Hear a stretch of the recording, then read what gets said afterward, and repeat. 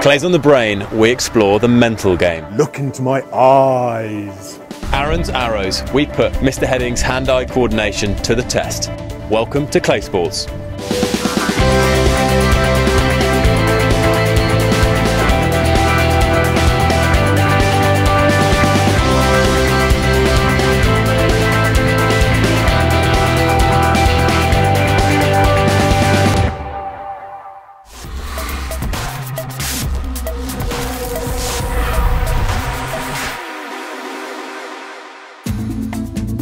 How much of being a successful shot is in the mind? Look into my eyes.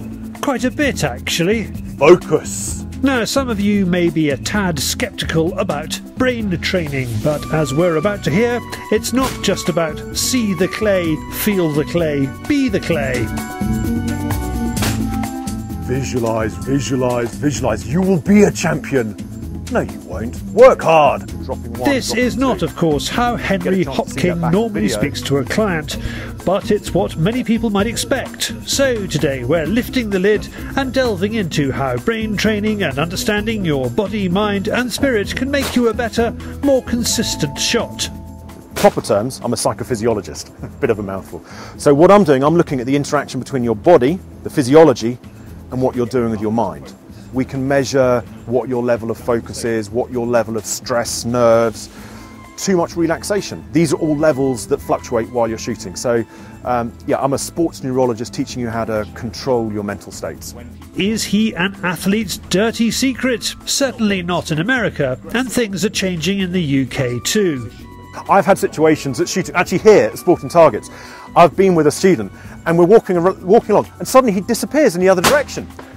And I sort of know something's going on, so I just carry on walking. He comes up to me a few minutes later and says, I saw my friends turn up and I didn't want them to see me walking with you. And I get quite used to that now, so I have to go to secret places where people aren't going to be seen with me. And I think it's a typical psychology between England and America. In America, you get patted on the back for doing well. In England, we often kick people down for doing well. And there is that slight difference of what you've done to become successful. Has it just happened, or have you worked for it? I'll work with either one. Someone who has benefited from Henry's input is Laporte-sponsored Top Shot coach and FitAsk world champion Ed Solomons. They often work alongside each other, using their different skills to fill in the gaps in a competitive shots game.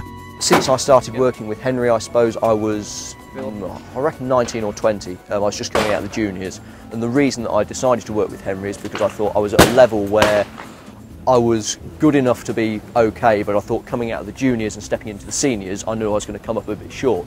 Subsequently, I've managed to win the World FitAsk, which again, Henry was a massive help for that. And certainly on the last day, I've never, up until that point, felt what I would say pressure. But I certainly did on the last evening and the last day. That was really where I think it paid for itself the most. With competitions being so closely fought these days, the mental game is key. Whether it's mental fitness, physical fitness, diet, hydration, all that kind of stuff, it all plays a part. And if you're looking to get the last one target over a 200 bird event, which can often be the difference between winning and losing, I think it's a relevant thing to look for. What's great is that something as vital as focus can be measured. There's no bluffing. You get distracted and the iPad of truth will tell you. And I want to try and put intensity out on it. There you go. Get it louder. What's 9 times 7? Yeah, do you see it dip down? Do you see it stop? Because I took your focus away. Most of the work is done on the stand, and here is a quick peek into the process. When you first arrive, look out reference points. Okay. So we've got Whacking Great Big Tower, oak tree, birch tree. You've got your two traps over there, green grass, got this clay track coming through on here. Okay, so at the moment we don't know where the targets are going to be. What you're doing here is you're trying to get your background, your landscape, into which you can put the targets. Okay. Okay, so tell me about that target. I didn't really pick it up until it sort of halfway between the end of the trees and the tower. Okay. And how high up the tower did it go? It was sort of probably halfway. Tier 1, 2, 3 or 4? 2. Have a look at another one. Okay, let's see again. Yeah. Call it again. Oh. Okay, high, yeah. So it's higher than you think. Yeah, exactly. And that's why having these references, because on the way that, when you come to do everything that Ed's taught you on a technical point of view, you would misread that by a massive gap. Okay, so you would have probably set up wrong, and from a brain point of view, your brain was expecting it to go somewhere where it's not going to go. This is why getting your whole background and reference is so important, so that you understand where it's going.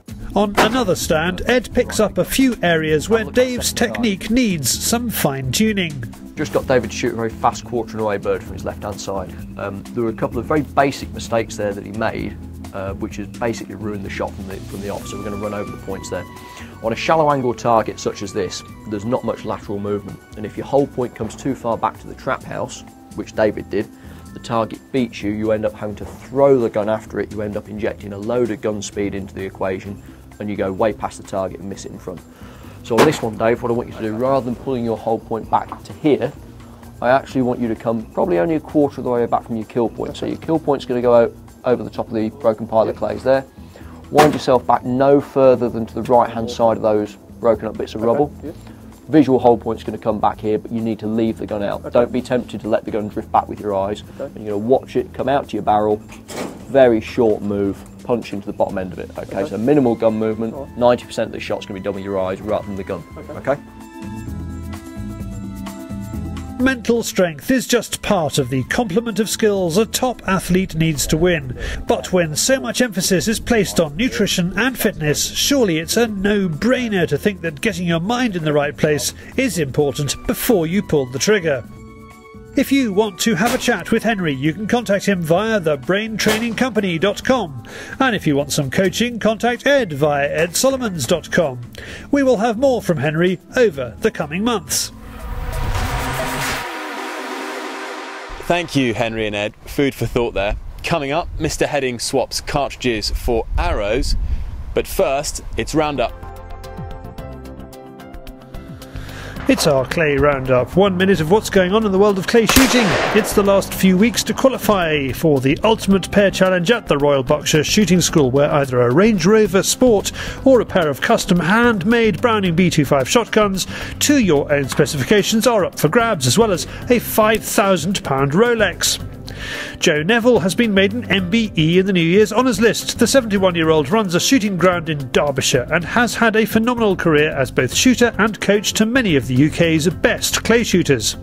The Cogswell and Harrison February Challenge takes place at the Oxford Gun Company throughout February with a prize fund of £4,500. It is a 100-bird sporting over 12 stands with entry fee £45 for non-members and £40 for members. CPSA members attending the CPSA Coaches Day held at Sporting Targets in Bedfordshire in December raised £870 for Macmillan Cancer Support. And finally, viewer Tex Grebner sends me this video of him shooting clays with bow and arrow. He did it in one take, honest. If you would like us to tell the world about your clay shooting news, contact me with details and a picture or video, charlie@fieldsportschannel.tv. Now it's over to Pete, who's off to what remains of one of his old training grounds. This is the biggest shooting range in the country, or I should say was the biggest shooting range in the country, and certainly for the Olympic disciplines it was by far and away the biggest. It was the only ground in the UK to ever host a World Cup, certainly in my lifetime, and I was lucky enough to compete here.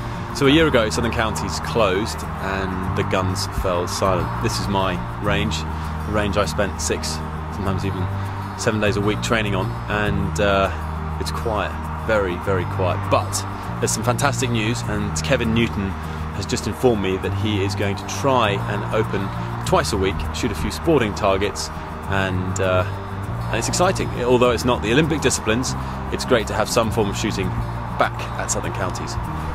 So when Southern Counties closed, Sportsman's Gun Centre, that's the largest retailer in the country. They have 3 outlets. One is in Exeter, one's in South Wales, and the other one here at Warden Hill. Sportsman stayed open, and that's fantastic. A lot of local people use Sportsman's Gun Centre. It's been very good. The last 3 or 4 months have been exceptionally good. We've had a good turnover of business, massive turnover in guns.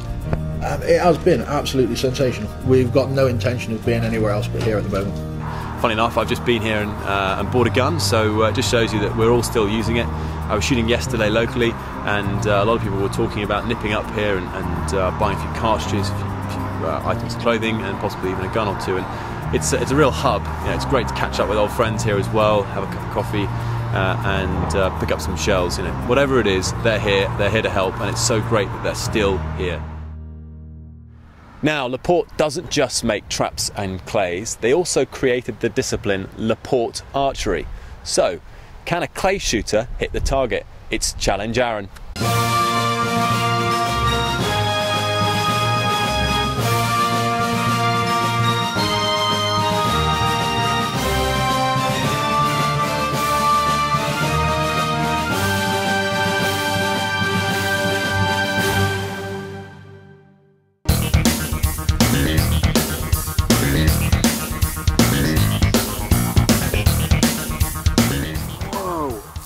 What is that? Arrow heading. You may be accurate with a shotgun, but what are you like with a bow? What? We have a Laporte archery set for you to test your hand-eye coordination.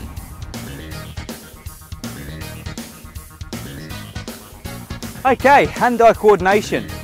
We all know that I'm fairly half decent with a shotgun, but with a bow, I haven't got a clue. Oh, what just happened?